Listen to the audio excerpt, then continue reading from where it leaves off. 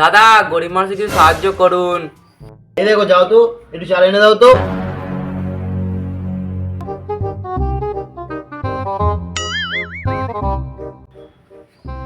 দাদা একটা কথা বলবো। হ্যাঁ বলো।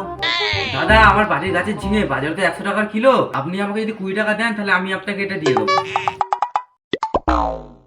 ঠিক আছে, দিচ্ছি যখন দাও। আমি তো চাল দিলাম, তুমি আবার টাকা দিলে কেন? আরে আর বলো না, ওর বাড়ির ঝিঙে বললো 20 টাকা দিলে দিয়ে দেবো, তাই দিয়ে দিয়েছি। ওই দেখি, এটা তো আমাদের গাছের ঝিঙে মনে হচ্ছে। হ্যাঁ কি বলছো, তাই নাকি? চলো দেখি। চলো চলো চলো। ঝিঙে নিয়ে আমাকে বিক্রি করলো। এই বেটা দাঁড়া দাঁড়া দাঁড়া।